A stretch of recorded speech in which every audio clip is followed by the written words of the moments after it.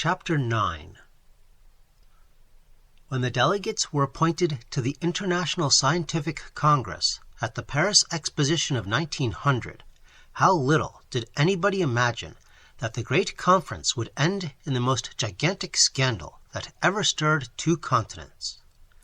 Yet, had it not been for the pair of American newspapers published in Paris, this scandal would never have been aired, for the continental press is so well muzzled that when it bites, its teeth merely meet in the empty atmosphere with a discreet snap.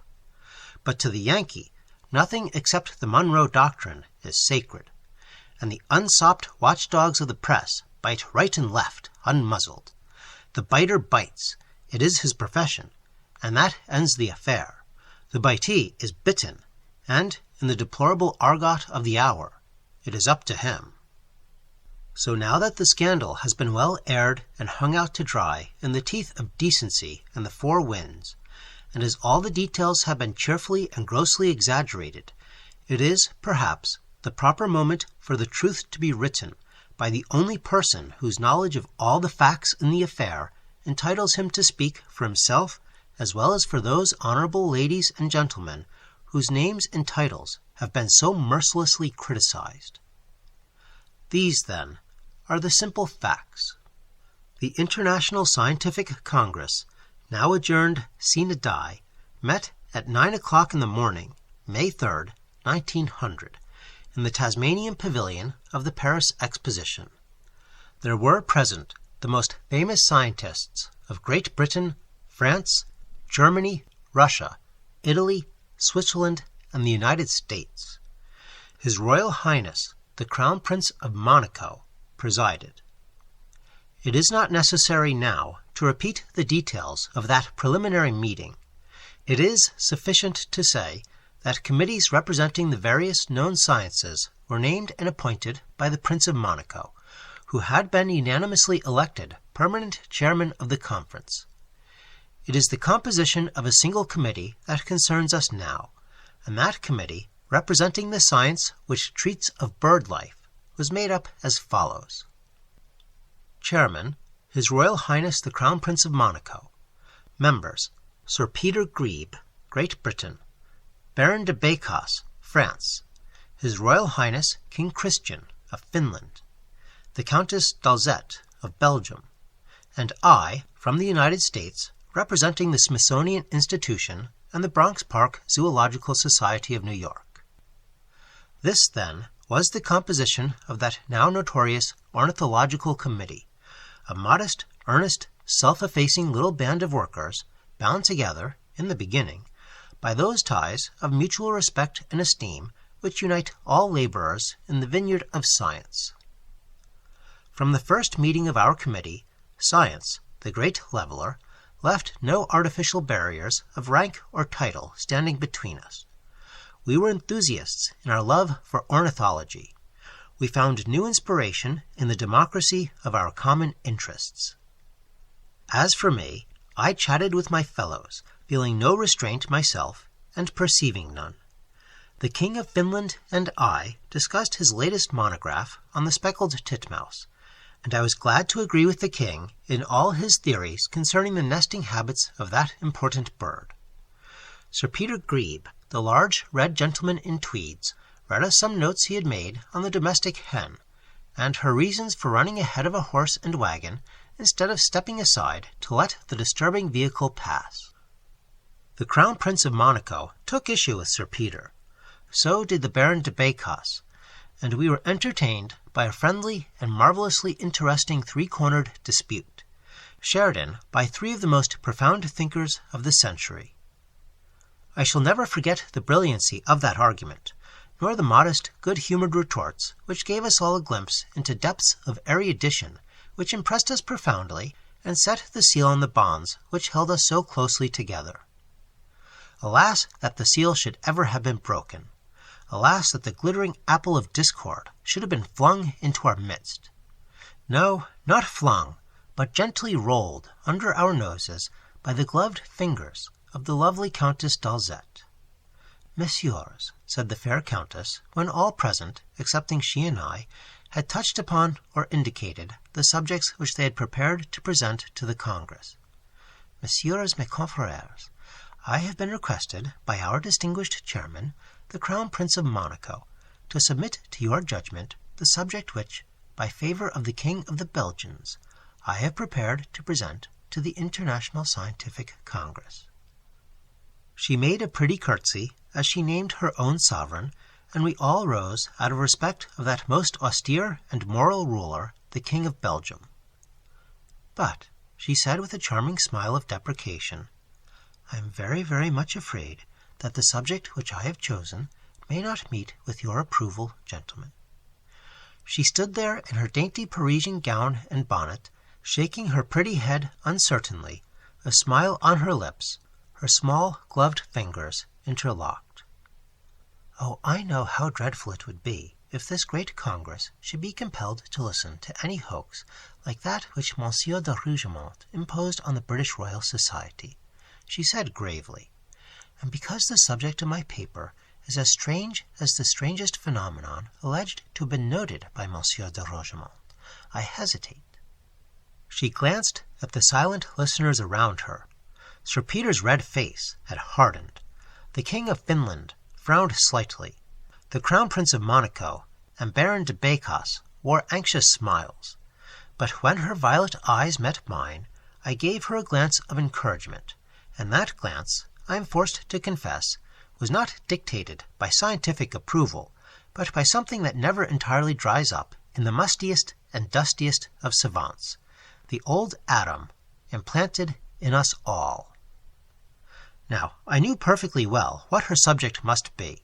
So did every man present, for it was no secret that His Majesty of Belgium had been swindled by some natives in Tasmania, and had paid a very large sum of money for a skin of that gigantic bird, the ox, which had been so often reported to exist among the inaccessible peaks of the Tasmanian mountains.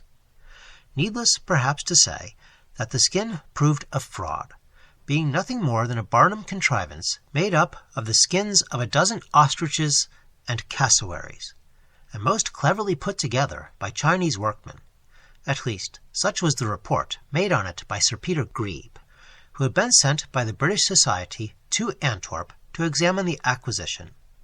Needless also perhaps to say that King Leopold of Belgium stoutly maintained that the skin of the ox was genuine from beak to claw.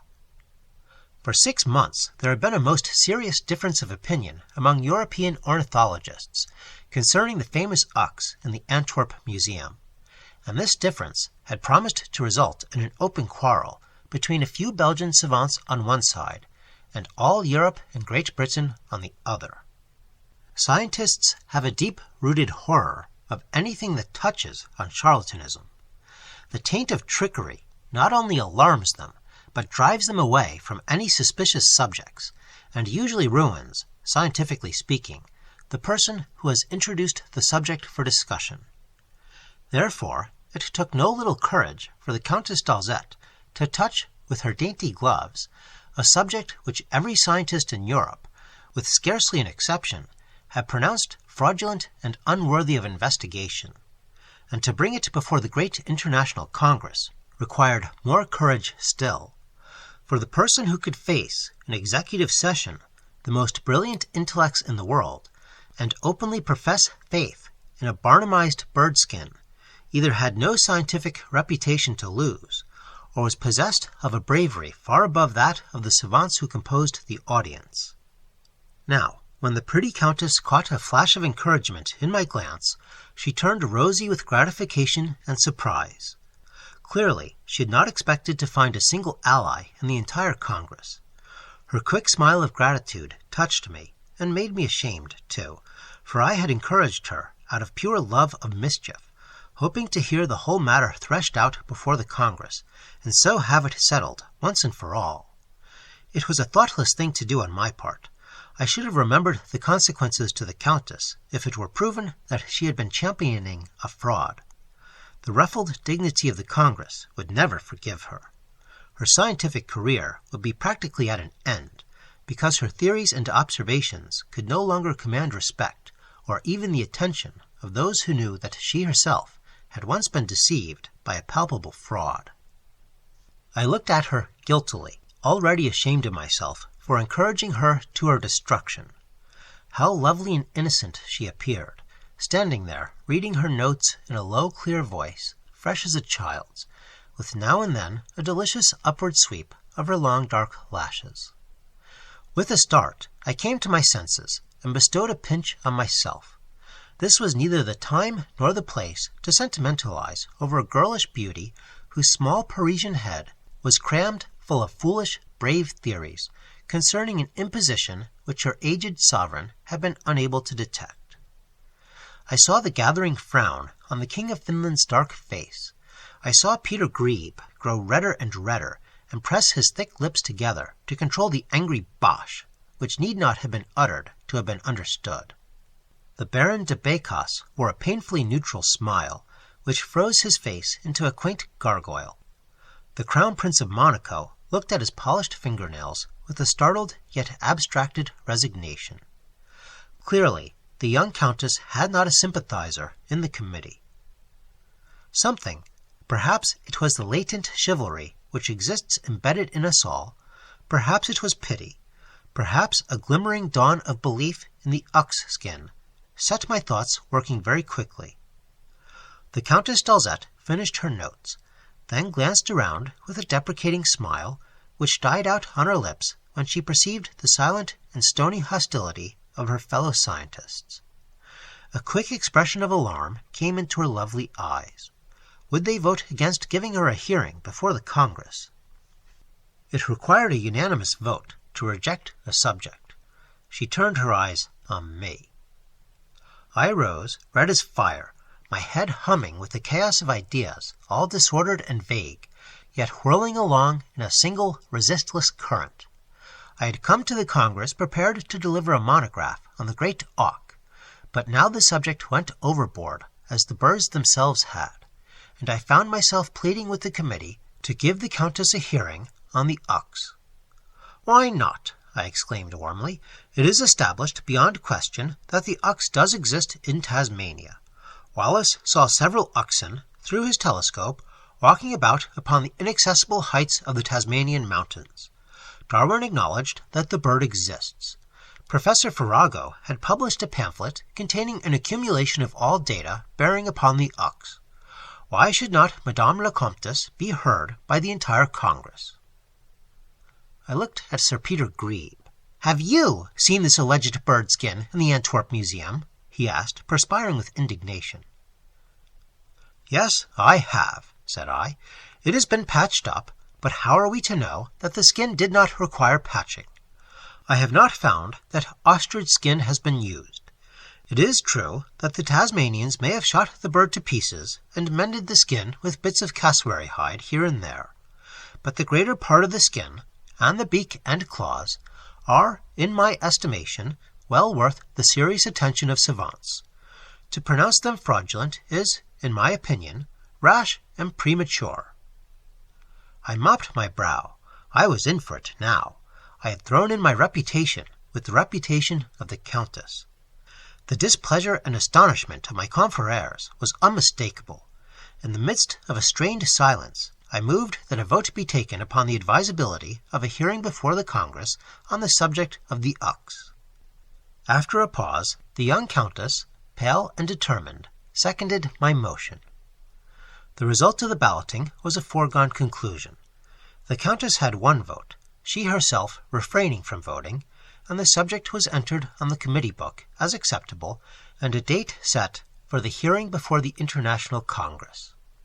The effect of this vote on our little committee was most marked. Constraint took the place of cordiality. Polite reserve replaced that guileless and open-hearted courtesy with which our proceedings had begun.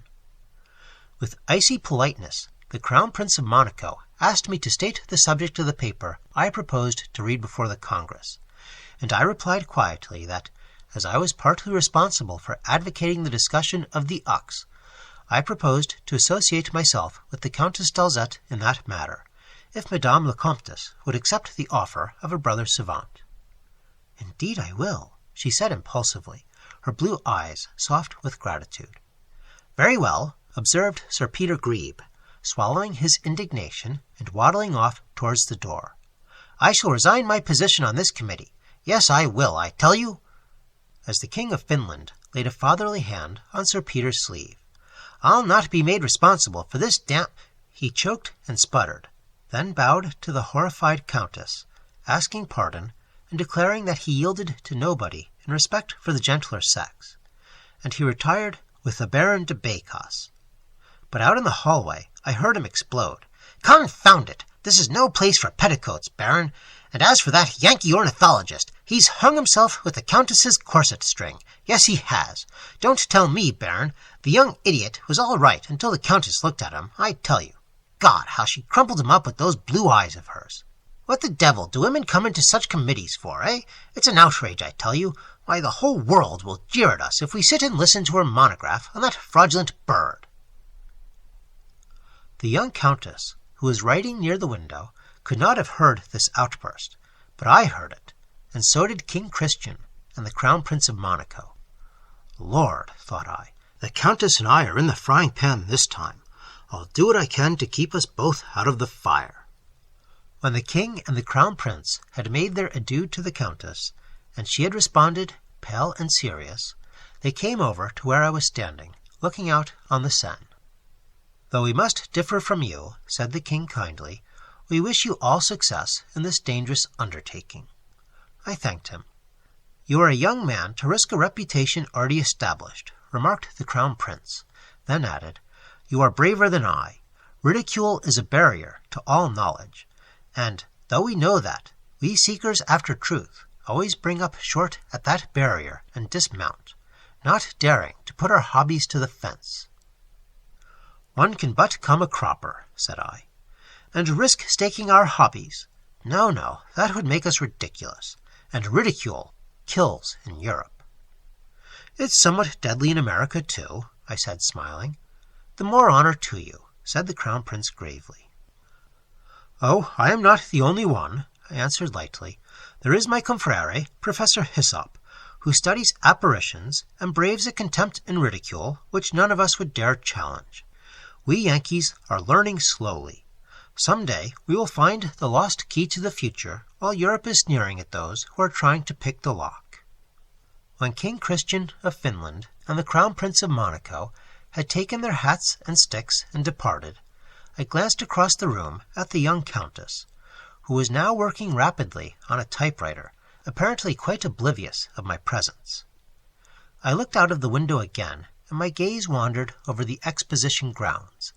Gilt and scarlet and azure, the palaces rose in every direction, under a wilderness of fluttering flags. Towers, minarets, turrets, golden spires cut the blue sky. In the west, the gaunt Eiffel Tower sprawled across the glittering esplanade. Behind it rose the solid gold dome of the Emperor's tomb, gilded once more by the almighty sun to amuse the living rabble while the dead slumbered in his imperial crypt, himself now but a relic for the amusement of the people whom he had despised. O tempora, O Morris, O Napoleon! Down under my window, in the asphalted court, the King of Finland was entering his beautiful Victoria. An adjutant, wearing a cocked hat and brilliant uniform, mounted the box beside the green and gold coachman. The two postilions straightened up in their saddles. The 4 horses danced. Then, when the Crown Prince of Monaco had taken a seat beside the king, the carriage rolled away, and far down the quay I watched it, until the flutter of the green and white plumes in the adjutant's cocked hat was all I could see of vanishing royalty. I was still musing there by the window, listening to the click and ringing of the typewriter, when I suddenly became aware that the clicking had ceased, and, turning, I saw the young Countess standing beside me. "Thank you for your chivalrous impulse to help me," she said frankly, holding out her bare hand. I bent over it. "I had not realized how desperate my case was," she said with a smile. "I supposed that they would at least give me a hearing.